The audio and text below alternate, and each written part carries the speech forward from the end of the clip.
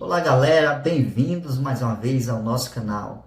No vídeo de hoje eu vou ensinar como baixar o Cloud Desktop de maneira muito fácil, seja no seu computador ou no seu notebook. Mas antes de qualquer coisa, eu peço a você que já vá sentando o dedo no like e se você ainda não é inscrito, inscreva-se no nosso canal. Vamos para a tela do computador que eu vou lhe mostrar o passo a passo. Aqui na tela do computador você vai abrir o navegador de sua preferência. No meu caso é o Google Chrome. Aqui você vai digitar aqui na barra de pesquisa cloud.com/download e vai dar Enter. Também vou deixar o link fixado no primeiro comentário. Ao você fazer isso, vai abrir aqui esta parte aqui que é para fazer o download do Cloud. Aqui você vai onde tem aqui Download for Windows, ou seja, download para o Windows. Você vai pressionar e ao fazer isso, vai começar a fazer o download, vai começar a baixar aqui. Eu já tinha um arquivo baixado.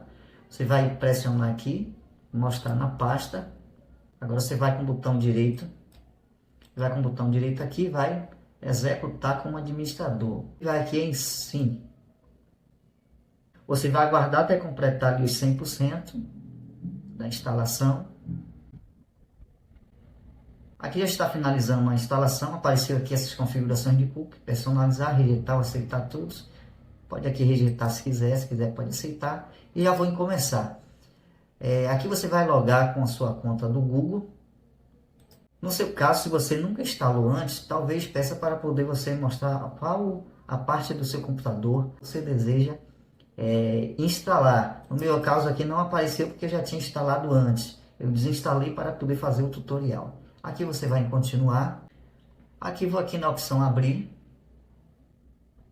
Aqui apareceu uma pergunta aqui, revise a atualização de memória, cloud e tal. Então, você pode salvar preferências ou agora não, tanto faz, já depende do seu gosto.